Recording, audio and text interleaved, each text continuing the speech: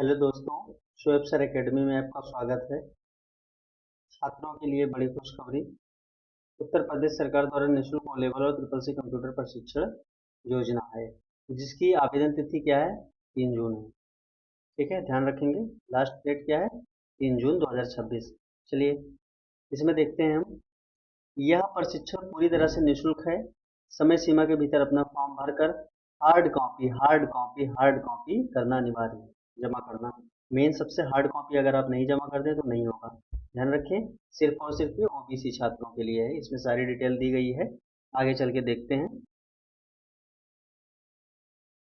यहाँ पे देखिए, यहाँ पे आपको योजना का संक्षिप्त विवरण, यानी कि योजना है क्या है, कौन है, कैसे चला रहा है, क्या चीजें हैं, कौन कौन कर सकता है, सारी चीजें दी गई हैं।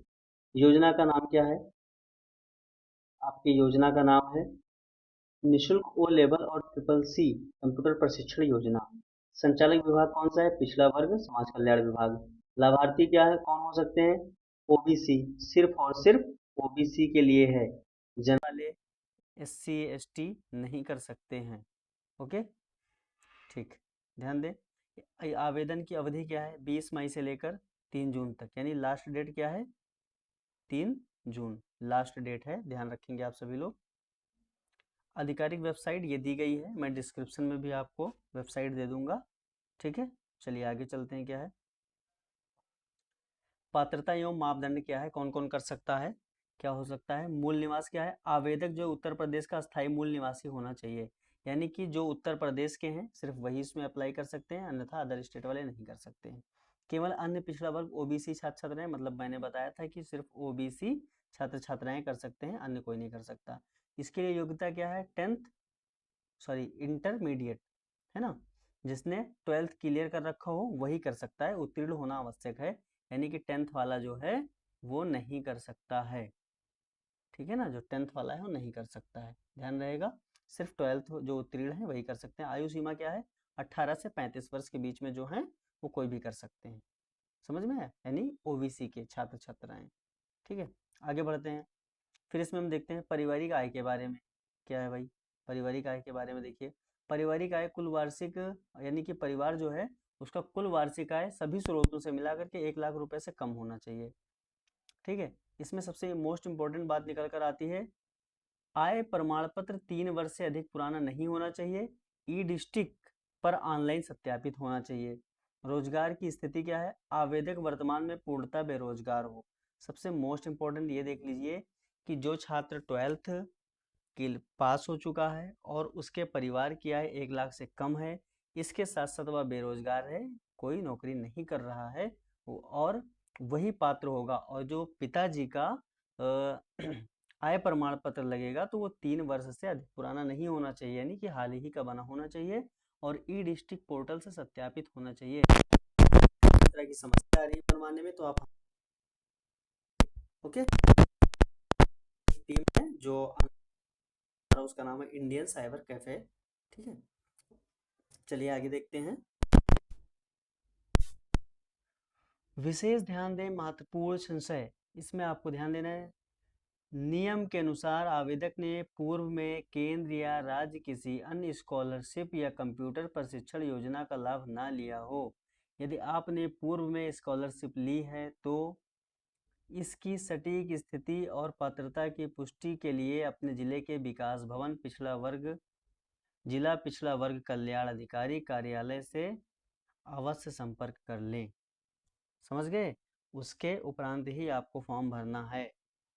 ठीक है, अगर ऐसी कोई स्थिति है तो आप समाज कल्याण विभाग चले जाएं। अपने भी हर जिला में विकास भवन होता है, वहाँ आप जाएंगे, बात करेंगे। समाज कल्याण विभाग एक ऑफिस हो, उसकी ऑफिस होती है, उसमें बैठे होते हैं सर, होते हैं जो मैडम होते हैं, आप उनसे जाके क्लियरली बात कर लेंगे और वो आपसे बात भी करेंगे, आपकी बात भी सुनेंगे। ठीक है, क्योंकि मैं ऑलरेडी जा चुका हूँ।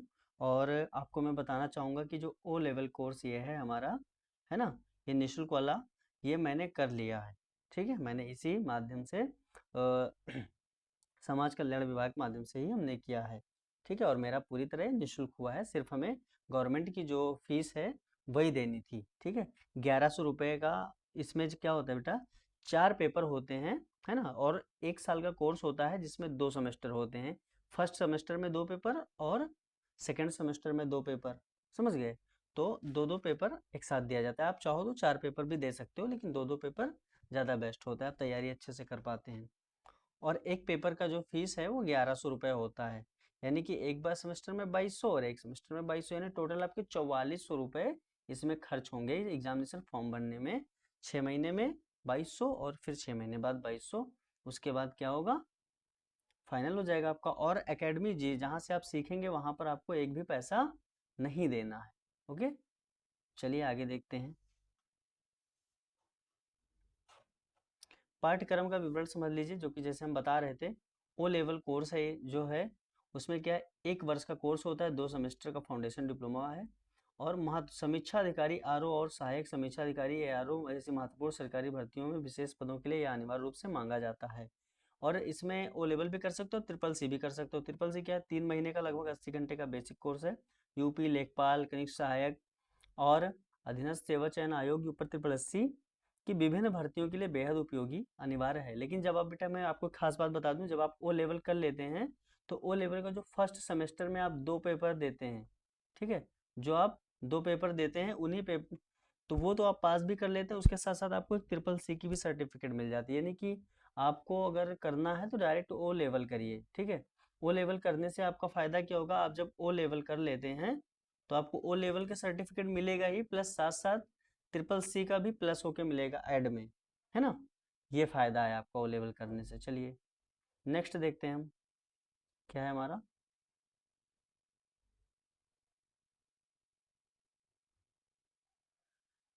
फीस एवं वित्तीय सहायता क्या है। यह कंप्यूटर प्रशिक्षण पूर्णतः निशुल्क है, यानी फ्री है ना। प्रथम प्रयास के लिए संस्थान की फीस, नेलेट रजिस्ट्रेशन फीस और प्रथम परीक्षा फीस का भुगतान सरकार द्वारा किया जाएगा।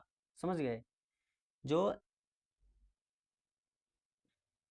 समझिए, प्रथम प्रयास के लिए संस्थान की फीस जो है, संस्थान की जो फीस है वो कौन भरेगा, सरकार भरेगी। नियमित रजिस्ट्रेशन फीस है ना, वो भी सरकार भरेगी। और प्रथम परीक्षा फीस का भुगतान सरकार द्वारा किया जाएगा। ओके, यदि छात्र प्रथम प्रयास में अनुत्तीर्ण फेल हो जाता है पहले प्रयास में, तो आगामी परीक्षा का शुल्क छात्र को स्वयं वहन करना होगा।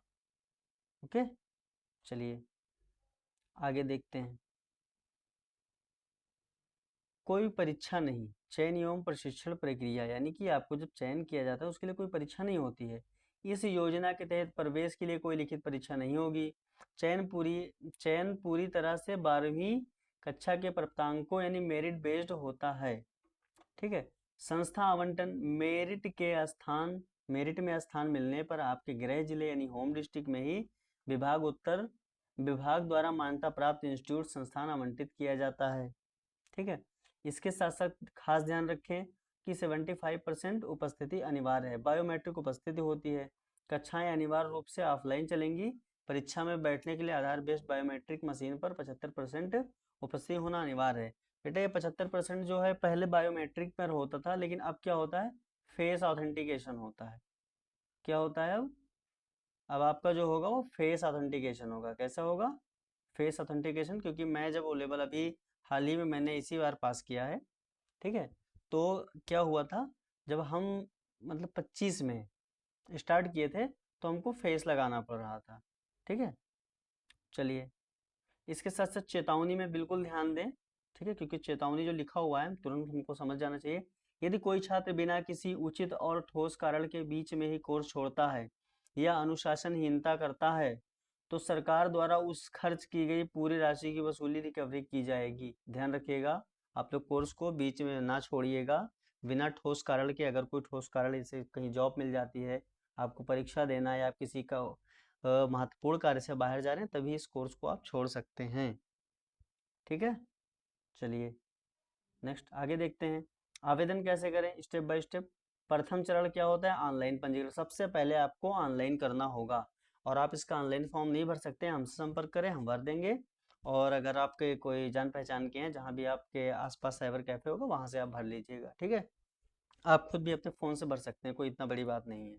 लेकिन जो भी भरिए डिटेल सही भरिए। सबसे पहले आधिकारिक वेबसाइट पर जाकर अपना रजिस्ट्रेशन करें।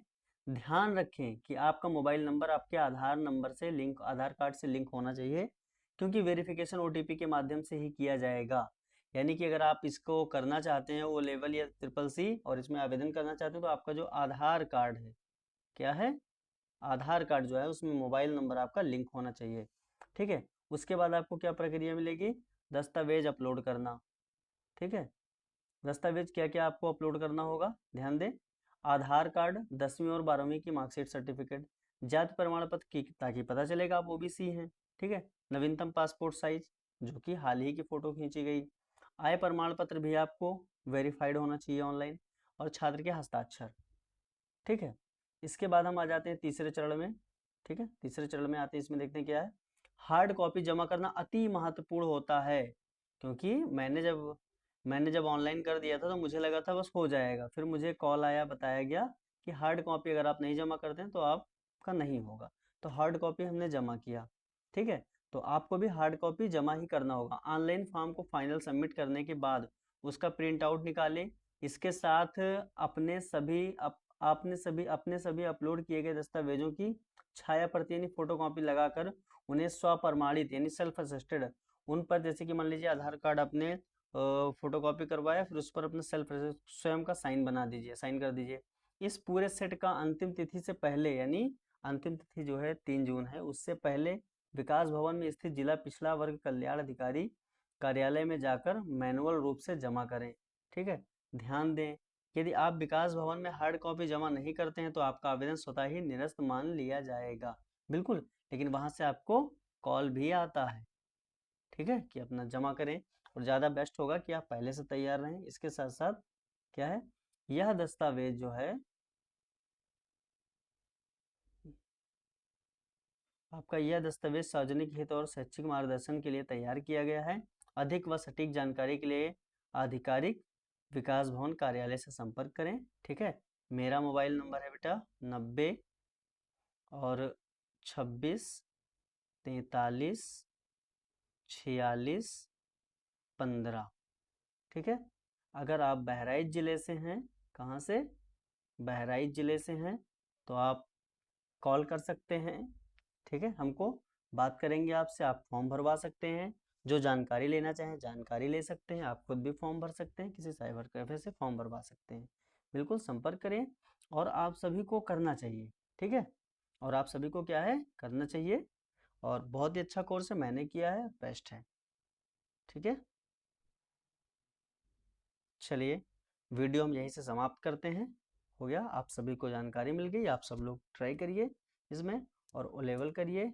खुश रहिए, मस्त रहिए। Take care, bye, good night.